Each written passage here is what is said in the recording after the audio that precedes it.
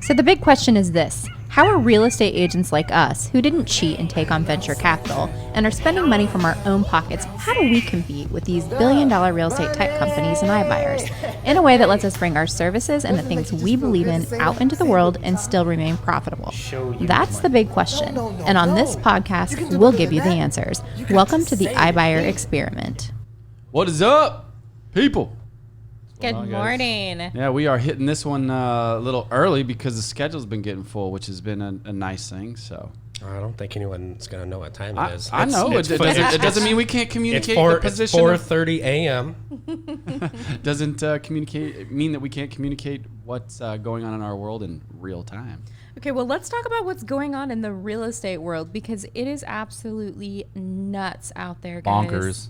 So many ways. We were just talking about the active MLS inventory right now. It currently stands at 4,991 homes. Jeez. That's so low.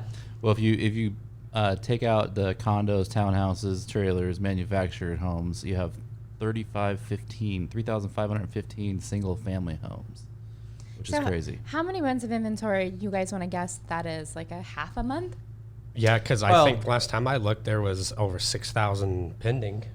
Well, and see, just roughly, right, based off of historical data, January sells roughly 7,000-ish homes, 6,500 We're in homes. a new trend. I know that, but I'm just saying based off of historical data. So even if we go out the low side of that, that's 3 weeks of inventory, three and a half weeks of inventory. Okay, so it's nuts out there. Here's something else that I thought was really interesting. Okay, I'm looking for, hold on here. The amount of real estate agents has skyrocketed over the past couple years. So check this out. I know, right? Sounds like 2005. It blows my mind because I was actually looking at a graph of it and I saw, okay, there were a lot of agents in, 2010, 11, 12, 13, 14. And then starting in 2016, 17, 18, it has just blown up. Currently, we have 11 real estate agents for every one listing on the market. It's not competitive. Not at all, not competitive. right? And there are about 62,000 licensees right now in the state of Arizona. Wow. That's crazy. So it is very competitive. So, okay, let's talk about best practices then. If you are in real estate, and let's talk about the agents that maybe their business is not established yet. What could they be doing right now to build their business? For me, it's content. It's just blowing up on social media because most of the agents that are the most successful to me are, from what our experience is someone that goes out on social media every day and speaks to their audiences, and that's where they're getting most of their business. So the ones that are quiet, that don't do too much on social media aren't getting so much business right now. It is funny how, as we've branched out now, and I think we need to take some of the old with the new, right? Where not only do you need to be broadcasting your brand on a consistent day-to-day basis, showing that you're like, a foremost known authority, you know what you're talking about essentially, but also, getting into some of that belly to belly, right? Like where you're literally saying, hey, Kayla, who do you know that's looking to buy, sell, or invest in real estate, right? I mean, obviously, I'm just throwing something out there, but, something simple as far as that goes, where you have the one-offs, but also it gives you the validity that when you're talking to them, because they're seeing you on a day in and day out basis of, sharing your knowledge. I think it's got to be a bit of both. I think one thing I tell a new agent is what you need to focus on is having real estate conversations. Like, how many real estate conversations can you have every day? Go out there and just start talking about real estate with somebody. And you have to do that. Like, if you're not talking about real estate with somebody, you're not prospecting. So, I say, aim for 5 real estate conversations a day. It's a hard thing to do, but you got to talk to somebody in the grocery line or wherever you're at, the gas station. Get out there and have those conversations. And I think that's drop happen. it in the DMs too, right? Yeah, a lot of people don't take advantage of DMs and private messages on Instagram or Facebook. And so they can really like build those connections by reminding people that they're out there selling real estate and that they want business. I think that's the biggest thing, right? Is that a lot of times when we put stuff out there on social media, we make it look like we're so busy. And if you look like you're so busy, then maybe you don't look approachable. So true. You know, in your social media kit that you put together for our webinar subscribers, there was a stat in there that I actually knew, but it just kind of reaffirms it, that Messenger is the second most downloaded app of all time, behind only Facebook. And the other stat on that too that just really kind of blew my mind is that Messenger has a 40% open rate. So like you said, DM, right? Like what does that look like? How can you sprinkle that into your business, right? Where you just are able, that's direct communication. Yep. Well, I know for me, I've never been a huge social media guy. But you're awesome at direct. You guys have definitely, opened my eyes, since I've, joined the brokerage.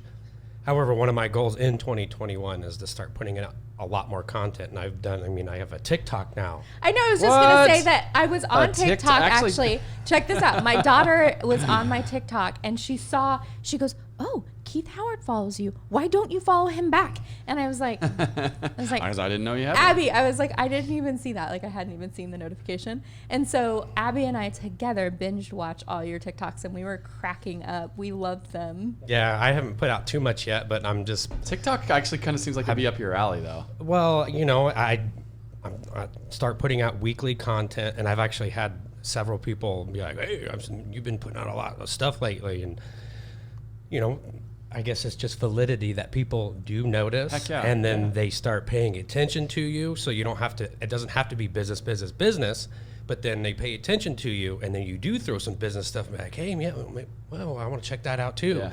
And you start bringing more awareness to, I guess, your brand. Yep. So absolutely. That's definitely one of my goals, and it's been pretty cool to experience it because I've had people, already comment about it. So. Well, yeah, that's Super funny. cool. Like you took your dog for a run in a stroller. Abby's like, "That's Keith," and I'm like, "Yeah." She thought that maybe you just copied that video and reposted it because some people do that. Yeah. That's funny. So I was reading your social media toolkit, and there was a piece in there about how much time consumers are on Facebook. What was that? Off the top of that my data. head, 35 minutes a day. Yeah, about 35 minutes a day, which I think is actually kind of low. If you think too. about it, that's probably an average, right? That's an average, you guys. But if they're on 35 minutes a day and you're DMing them, right, they're gonna going to see look that. at it. Mm-hmm. Yeah. Because that's 35 minutes that they're setting aside to mindlessly do nothing. Like, let's remember, when you go onto social media, you have no agenda. You are just like, I'm going to take whatever comes. That's most people. I mean, Totally. I operate differently, but generally, purposeful, intentional, absolutely. Generally, that's what people do. They just get on there and they're like, let's just waste 35 minutes of my day. And it just, to me, it also like reaffirms the fact of, you use like the new modern business card and, in your social media kit as well. And again, with something I think we all knew, but it just kind of like reaffirms that piece. Cause it's funny how like when we're talking with people in the demos and as we're going through some of the training for ZooDealio, one of the things we're talking about is the fact that, people will meet you online, they don't know you, and the importance of having your links, in there so they can actually find out a little bit more about you. It's no longer just the Yelps of the world or the Zillow and go get your review here, right? They have an opportunity to actually kind of peek into your life and say, "Hey, I got a pug too. This dude's pretty rad." Pug life. Pug life. That's the thing. Like when you do the hashtag pugs, this is like, I think one of them had like 1 billion hashtags, and I think it was either pug or pugs. I was like, dang. So that is insane. It's awesome. It's such a cool way because we can connect with people at scale. But I think that one of the most important things is when you're out there making these connections on social media is how do you take it from online to offline, right? How do you make that transition and start to build that relationship outside of social media so that, you can be seen as the trusted real estate advisor in your community. And so I think one of the best ways to do that is just to make video content because if you're making video content, people can get an idea of who you are, right? A picture's worth 1,000 words. How many words is it? And your knowledge, right? Worth, yeah, A exactly. million.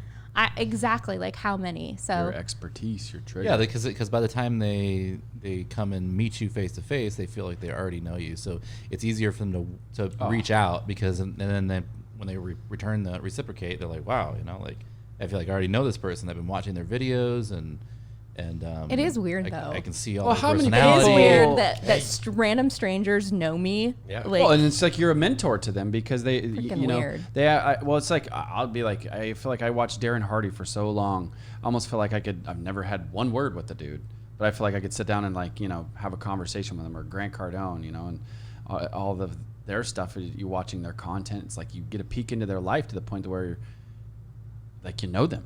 exactly. You have like this relationship with them, but you don't. It's Right. It's super strange. it is a bit of a mind trip. Yeah, the Vice versa. When you're out there pushing out that video content, think about all the people that are watching you.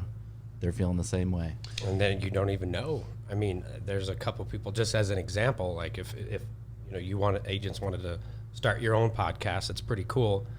We've had people comment for just firsthand experience. Oh, I've been watching all your episodes, and we're like, huh? Yeah, So, you don't yeah. even because you can't really always see who the listeners. Yeah, are. my advice is put yourself out there. I'm a newbie with it, so it's working. You're doing a good job, Heath.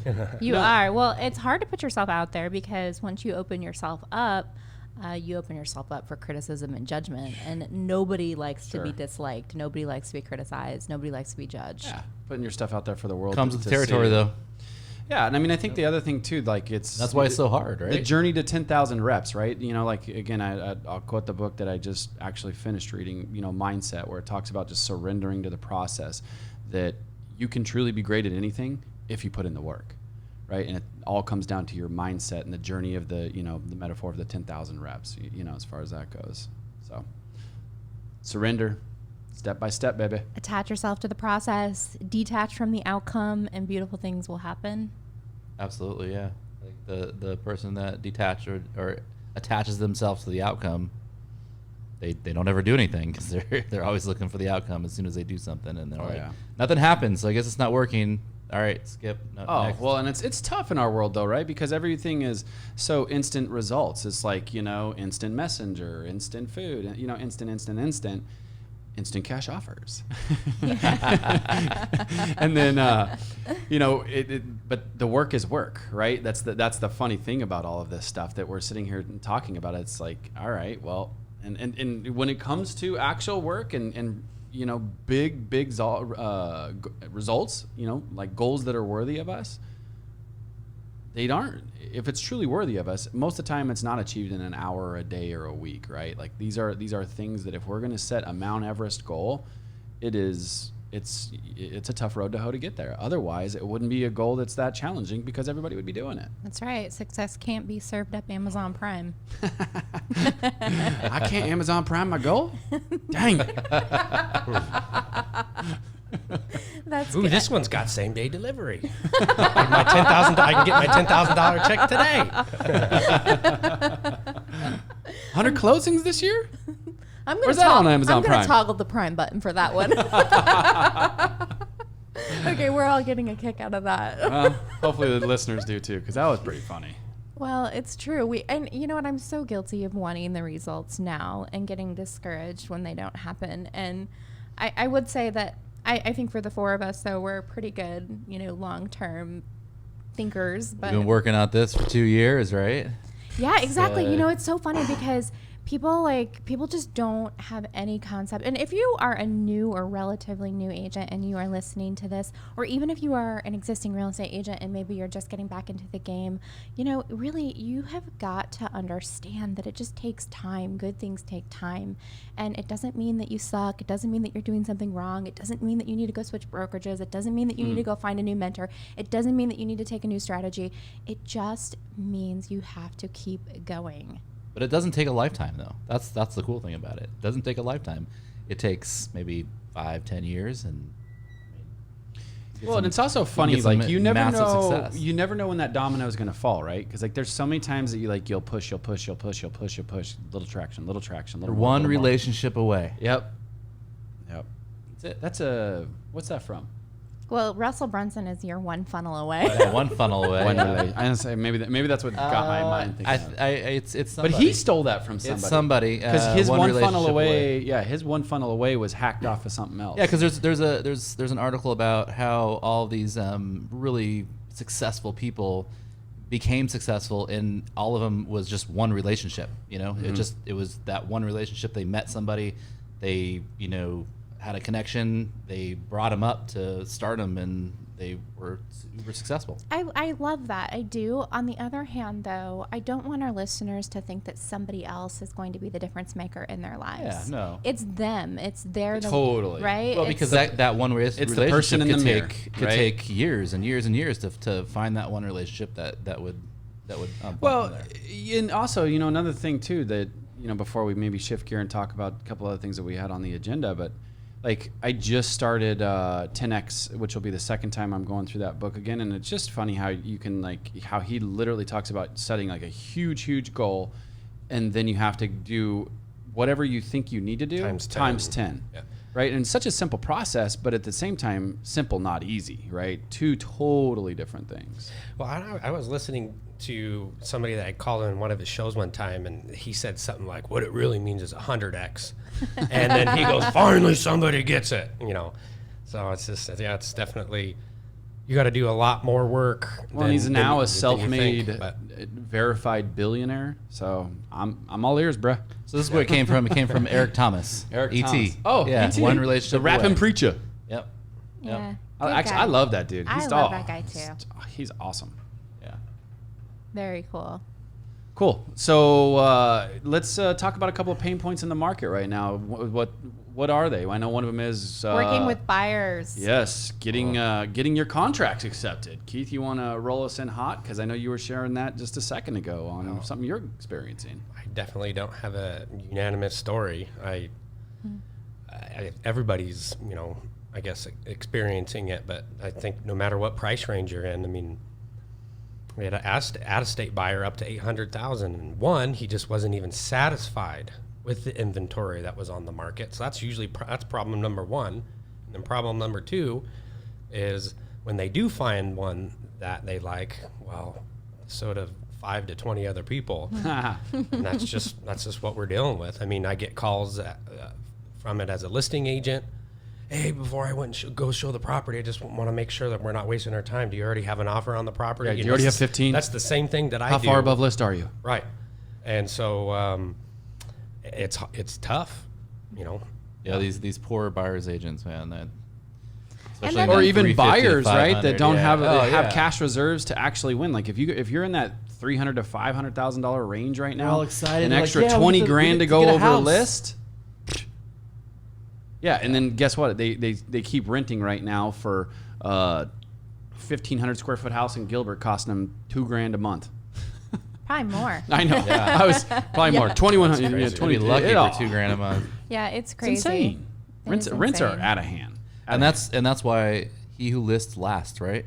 Yep. Yeah, but Just you've got all these listing agents out there thinking they're badasses because they're getting 20 offers on a property, and truly, bless their hearts. It's just the market. It's crazy. The key is getting the listing right now, right? Like at the end of the day, that's actually the gift, right? And that's why we built ZooDealio, right? I mean, because that is the focus. It's the mother of all fly traps. Fly trap. Come on, tell us about the fly trap, Elliot.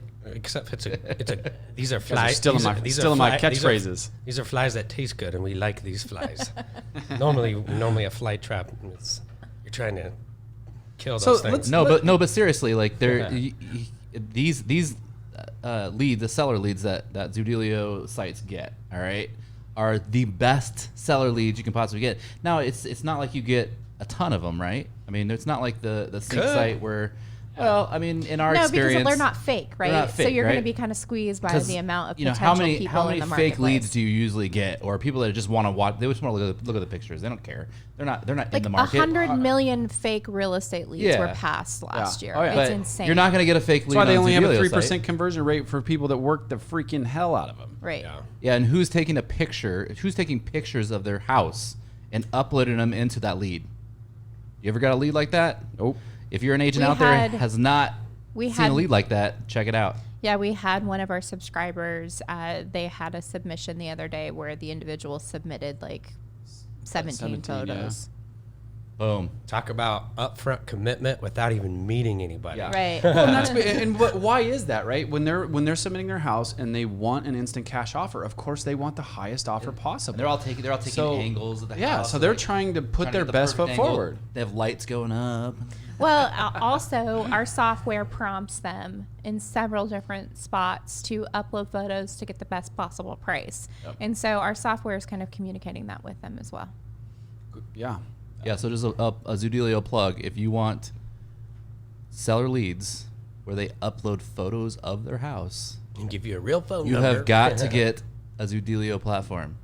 Yeah, and being on the shameless plug for a quick second, why is that fly trap that we talk about so cool? Right? Like what's some of the unique value propositions, right? Not only the instant cash offer, but that's actually been out for a couple of years, right? The agents have been able to bring the house to Zillow, Open Door, OfferPad. That's been around for a little bit. I don't think it's that magical in the markets that iBuyers exist anymore.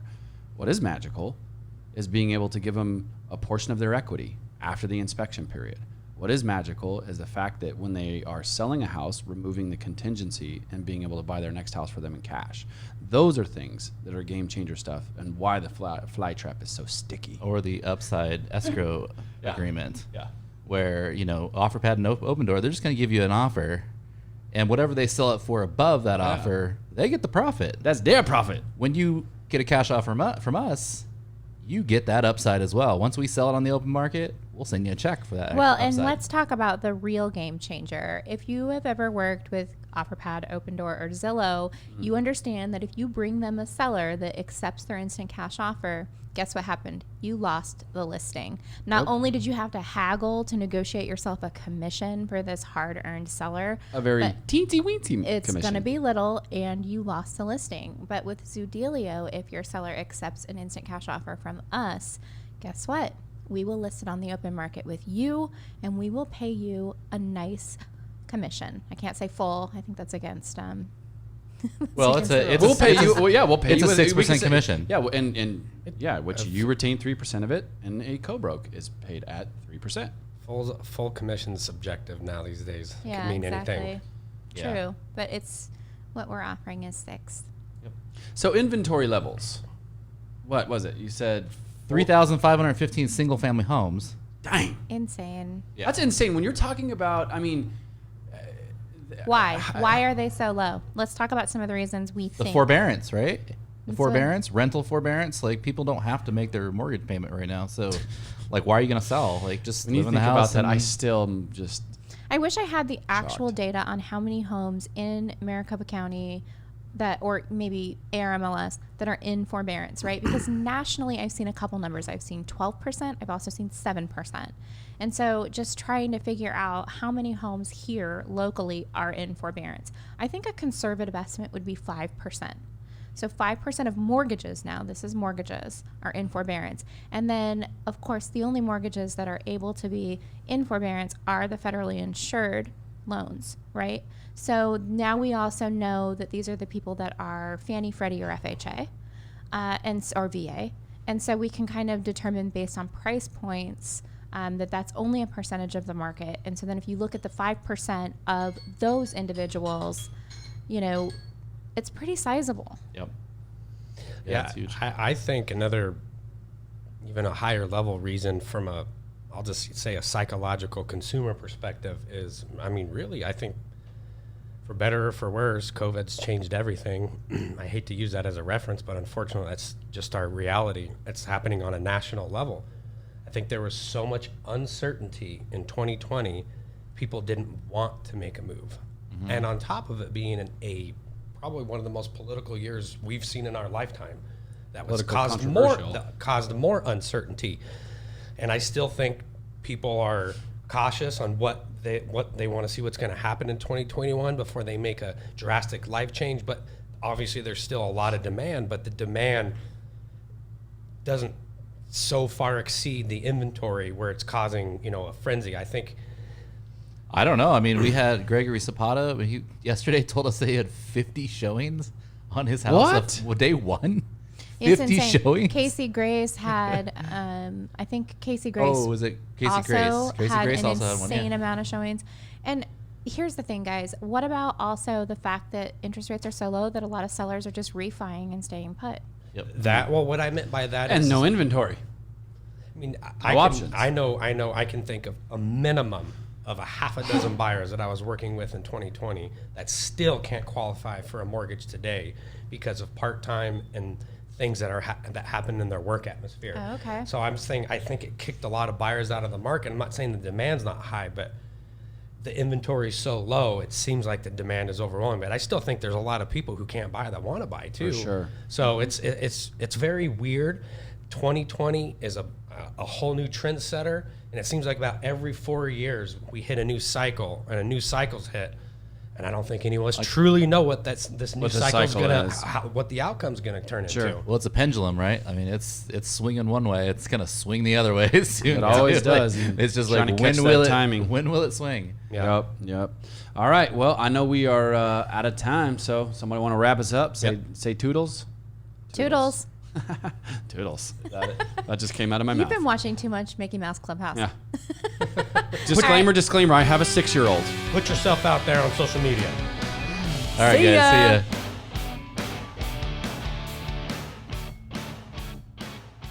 We truly appreciate you taking the time to be with us here today on the iBuyer Experiment podcast. Please remember to like and subscribe so that you're notified when we launch new podcasts. We'll catch you on the next one. Show you the money.